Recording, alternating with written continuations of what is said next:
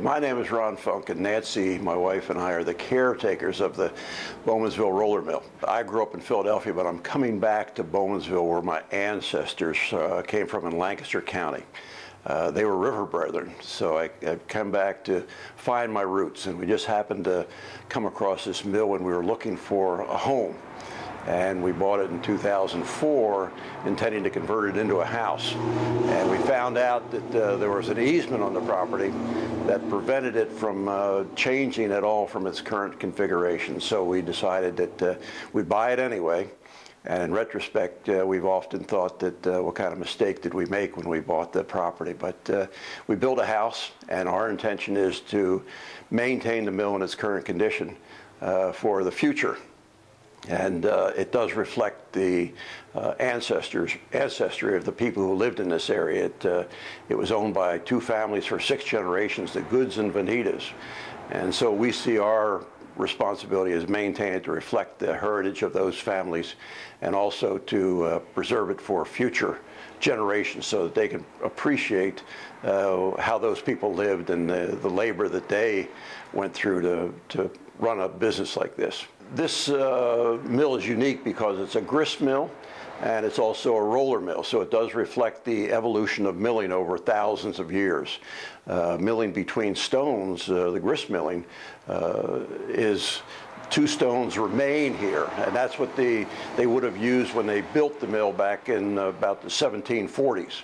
And they had mill stones, so the grist would be the grain that would go to the mill, and they would mill it into cornmeal or they'd mill it into flour.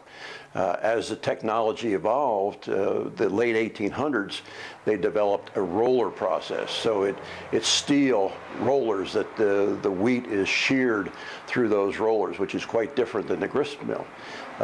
We can run a grist mill all day long on a couple hundred pounds of wheat, but the roller mills take about 2 tons of wheat before they can get started. If you were to go to a modern mill, it would all be done in roller mills.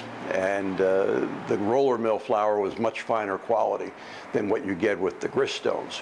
But you can't call it stone ground. A lot of people these days like stone ground flour.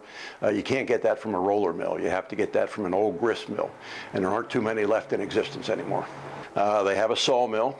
And if the miller didn't have wheat or corn to mill, they would saw logs, or in some cases they had a cider press. They would squeeze apples, and in some cases they had fulling mills or carding mills where they would card sheep's wool, which was very important back in those days. So as long as they had water, which is always a problem in this area, they would either mill grain or they would saw lumber. A water-powered sawmill is not very effective compared to modern mills. The sawmill operator often says if he had to make a living at the water-powered sawmill that he'd be eating very poorly. So the sawmill is just a fill-in for the main product, which was the grain milling. We're blessed by the fact that we have water. A lot of mills, there were over 150 mills in Lancaster at one time, and many of them lost their water. And as soon as a mill loses its water, it has really no purpose for existing anymore other than apartment buildings, storage, or an antique shop. So we have water. It's a mill race that is a mile long, goes under the turnpike, and there's a small dam above the turnpike. And we do have sufficient water, and we have a mill pond to run the mill. As long as the weather cooperates. In the summertime, we lose our water oftentimes, and then we have difficulty running the mill. And that would have been a problem for the miller as well. And when they lose their water, there's not much they can do except operate their farm. We are open to the public 4 times a year. Sometimes we're open for walkthroughs. We are open and operating when we can acquire the services of a sawmill operator and also a mill operator, a grist mill operator. Our grist mill operator comes from Virginia, and he is only available several times a year. So we are going to have him at the mill. We also have the sawmill operator lined up.